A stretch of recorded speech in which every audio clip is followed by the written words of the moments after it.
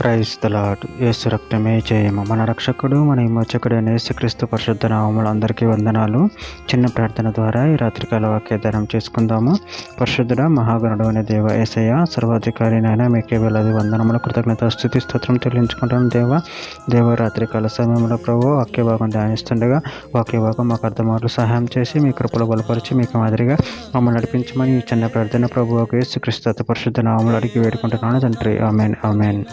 యోహాను సువార్త 5వ అధ్యాయం 21వ వచనము. తండ్రి మృతులను ఎలాగో లేపి బ్రతికించునో అలాగే కుమారుడును తనకిష్టం వచ్చిన వారిని బ్రతికించును. ఆమెన్. దేవుడి వాక్య భాగం దీవించును గాక.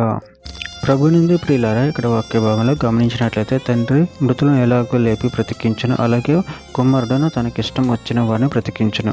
అదేవిధంగా వాక్య భాగంలో గమనించినట్లయితే ద్వితీయోపదేశ ఖండం 32వ అధ్యాయం 39వ వచనం. ఇదిగో నేనే దేవుడు, నేనే తప్ప వేరొక దేవుడు లేడు. మృతి నొందించువాడును బ్రతికించువాడు నేనే, గాయపరచువాడును స్వస్థపరచువాడు నేనే, నా చేతిలో నుండి విడిపించువాడెవడును లేడు. యోహాను సువార్త 11వ అధ్యాయం 25వ వచనం. అందుకు యేసు పునరుద్ధానమును జీవమును నేనే, నా యందు విశ్వాసం ఉంచేవాడు చనిపోయినను బ్రతుకును. యోహాను సువార్త 17వ అధ్యాయం 2వ వచనం. నీ కుమారుడు నేను మహిమపరచునట్లు నీ కుమారుని మహిమపరచుము. నువ్వు నీ కుమారునికి ఇచ్చిన వారందరికీ ఆయన నిత్య జీవం అనుగ్రహించినట్లు సర్వ శరీరుల మీదను ఆయనకు అధికారం ఇచ్చేటివి. కీర్తనల గ్రంథం 68వ అధ్యాయం 20వ వచనము. దేవుడు మా పక్షాన పూర్ణ రక్షణ కలగజేయు దేవుడై ఉన్నాడు. మరణము తప్పించుట ప్రభువైన యెహోవా వశము. కీర్తన గ్రంథం 119వ అధ్యాయం 40వ వచనంలో. నీ ఉపదేశంలోకి అధిక ప్రియములు, నీతిని బట్టి నన్ను బ్రతికింపము. లోకాసు వార్త 1వ అధ్యాయం 32వ వచనం. ఆయన గొప్పవాడే, సర్వోన్నతుని కుమారుడు అనబడును.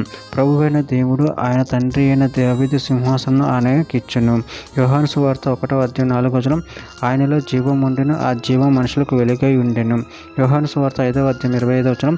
మృతులు దేవుని కుమారుని శబ్దము విను గడియ వచ్చుచున్నది, ఇప్పుడే వచ్చి ఉన్నది, దానిని వినువారు జీవించులని మీతో నిశ్చయముగా చెప్పుచున్నాను.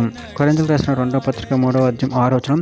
ఆయన మమ్మను క్రొత్త నిబంధనకు అనగా అక్షరమునకు కాదు కానీ ఆత్మకే పరిచారకుల మౌటకు మాకు సామర్థ్యం కలిగించి ఉన్నాడు. అక్షరం చంపున కానీ ఆత్మ జీవింపచేయును. చివరిగా ఒక మాట. ఎఫెసీయులకు రాసిన పత్రిక 2వ అధ్యాయం 5వ వచనం. కృపచేత మీరు రక్షింపబడి ఉన్నారు. ఆమె. దేవుడి వాక్య భాగం దీవించిన కాక చిన్న ప్రార్థన చేసుకుందాము.